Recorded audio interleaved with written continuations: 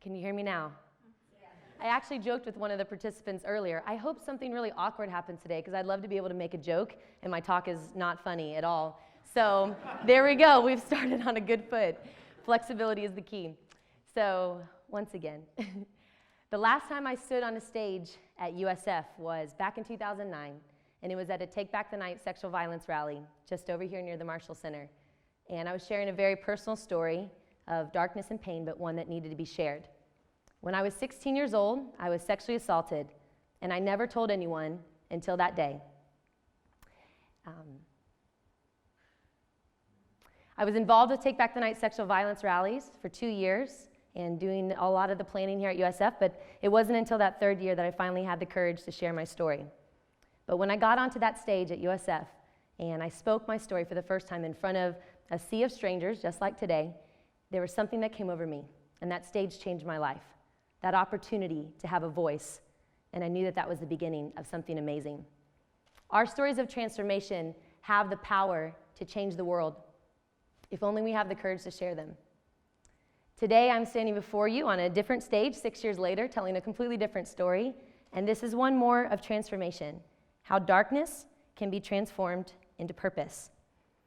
After battling 9 years with substance abuse and feelings of worthlessness and shame related to sexual violence, I finally embraced the process of recovery, sobriety, and this is what moved me to a world beyond myself.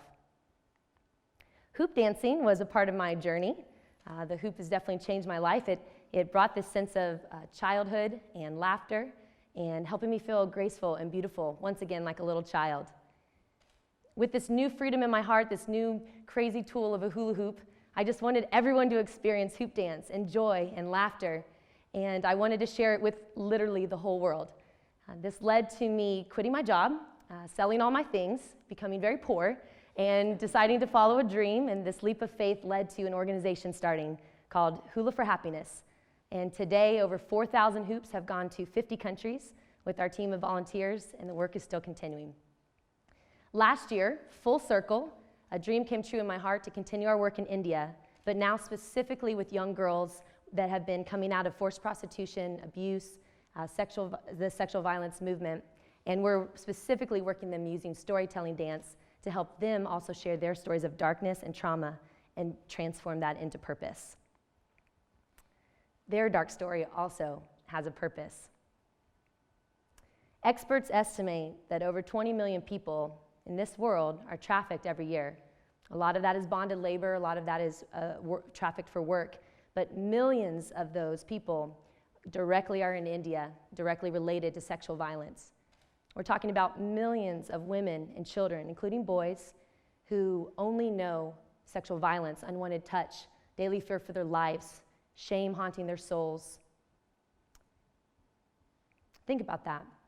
Millions of people, just like you and me, maybe they'll never experience just the joy of unconditional love or the refreshing presence of a safe family, or maybe just playtime as a kid, or just this freedom to make choices about their future. I sit here and say, I want to follow my passion, I have a dream. Millions of people will never be able to utter that statement because it is utterly impossible. Maybe more like, I just want to survive. So what do? I'm a simple human with tons of issues of my own, just so small compared to these giant statistics of horror that face our world. So I open my hands. I say, I have a hula hoop, and I have my story. Can you use that? Many girls do not have the opportunity of a Take Back the Night rally or a stage where they can voice their story or share what has happened to them. The upcoming Take Back the Night actually will be again in April here, April 9th. I hope you can go during Sexual Violence Awareness Month. They don't have this opportunity in India, and many of them, even if they share their story, they can't go back home to their families, and shame haunts their soul for a long time. So what we've decided to do is give them a safe space where they can dance a personal trauma story and let them know that it's okay, that they can have a voice once again. So how do we do this? We do this through 5 color stories and dance. So the thing about our hoops is that we have 5 colors on them, and there is hope beyond the darkness. There's 3 more colors which lead to purpose. So just like the sun rises every morning, there's a beginning to all of our stories. There's the creation of our story. There's the beginning, our childhood, our original purpose and promises. There's darkness, and for all of us it's different. But there's darkness, there's struggle, there's conflict. There's the things that we need to overcome. And like I said, for every person, that's going to be a different story. Then there comes a moment where there's the rescue, the change, the part of the story which makes the darkness could be light, but maybe it's the first recognition of love. We move from darkness to light. This represents the resolution, the new life, the healing, the freedom, the changes that can take place in a person. But finally, in what we're talking about today, this green color, it represents the whole journey of life. It represents our growth process, our mission, our purpose. This is the world beyond ourselves. This is the part where we tell our own stories. This is the part where our story can actually help other people. So we show up in India and we have these giant bundles of 5-color hoops, and we go into these shelter homes all over India and let the girls know that they're loved, that they're cared about, that they're thought about, but very specifically that their dark stories have a purpose, that there is purpose to the pain. We do this through therapeutic dance. I don't know how many of you like to dance. I love to dance, but therapeutic dance takes it a little bit step further. Therapeutic dance can be an incredible tool to unlock the doors of a wounded heart. When trauma happens, it is trapped in the body, it's stored in the brain, and dance is something very physical, very movement. I heard another speaker earlier talk today about music and the arts. It's an incredible way to unlock things that are hidden inside. It relieves stress, it releases endorphins, it brings joy, it's creative. Therapeutic dance is an incredible outlet, especially for survivors of trauma. We have a story of a girl named Asha. Asha means hope in Hindi, and she doesn't even like to dance, as maybe some of you can't relate to dance, but she said, I'm so thankful that you guys came. She's like, I'm feeling now that I'm beautiful. I don't even like to dance, but this kind of dance, there's no right and there's no wrong. And I've learned to get my emotions out, and with this kind of dance, I feel happy. So taking it even a step further, besides therapeutic dance, we do focus on storytelling dance, a message through the dance. So with storytelling dance, it encourages a lot more imagination and creativity. It helps the girls really think through their stories, use props and be creative. It also is not as much of a performance as it is a therapeutic outlet for intense emotional release. We use group choreography is really important.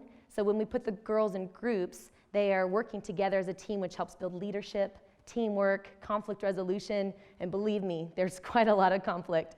A lot of times in their past, it's kind of this model of every survivor for herself, and there's a lot of competitiveness. But getting the girls to work in groups to tell one story is very cool. The girl doesn't have to feel singled out like she has to tell her own story and be completely vulnerable. And we found that in the programs, each girl will contribute an element of her personal story and create one new group story that is authentic and that is vulnerable and that is actually therapeutic for the entire group. So how do we use hula hoops to do this? Well, I could go on and on for days about how awesome hula hoops are. They burn 400 calories an hour. It's an incredible form of exercise. Anybody can learn to do it. Our particular hoops travel, so you can literally take them anywhere. On planes, I've been asked if I'm in the circus or if I train horses. I don't know how that works, but hula hoops are incredible. They're very inclusive, so anybody can do it, any age, but particularly danceability. Any danceability can do this. So we really love hoops. But specifically, hoops is a very special instrument to introduce movement to the girl in a safe and sacred circle. So this restores a sense of childhood that's been lost.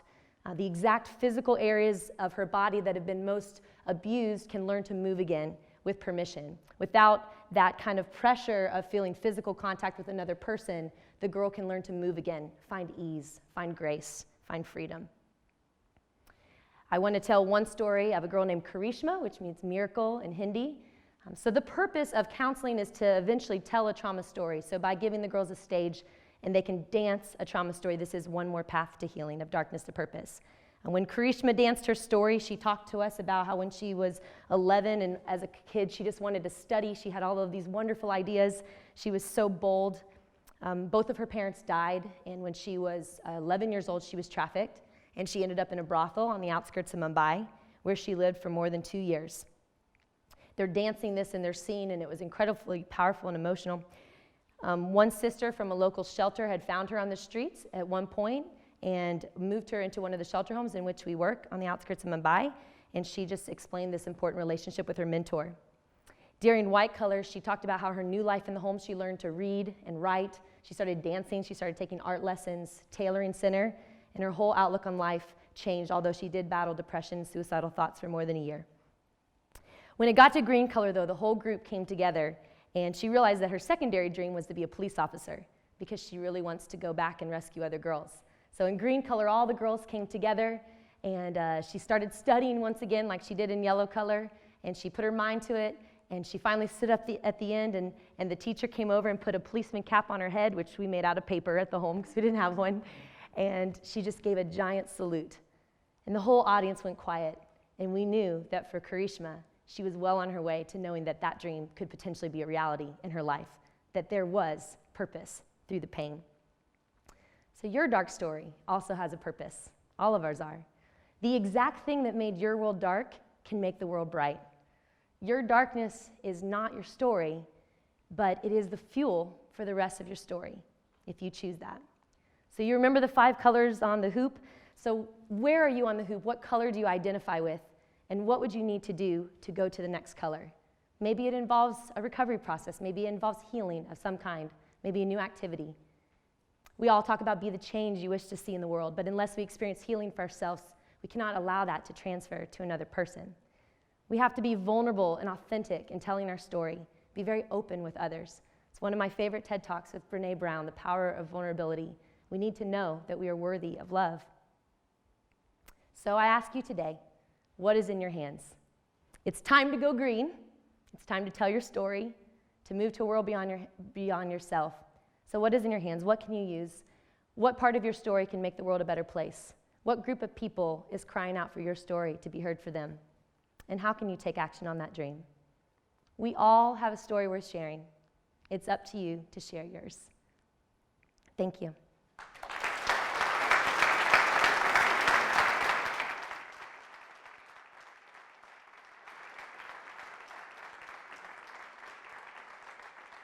So we're actually going to dance my story and also representative of the girls in India today. We're going to do a 5-color performance for you. So I'd like to introduce the team. We have Casey here from Tampa, who's part of our full-time Hula for Happiness operations. We also have Brandy, who drove all the way from Pensacola, Florida to dance with us today, and she was part of our pilot programs in India last year and lived there with me for 4 months. So this is Brandy, and this is Casey. We're also thankful to our dear brother in India who wrote the 5-color music that we're going to perform today so we could do it for TED. So this dance is dedicated to all of the girls in India who would love to find their voice and dance again, and for the countless others around the globe that are crying out to be set free. Thank you.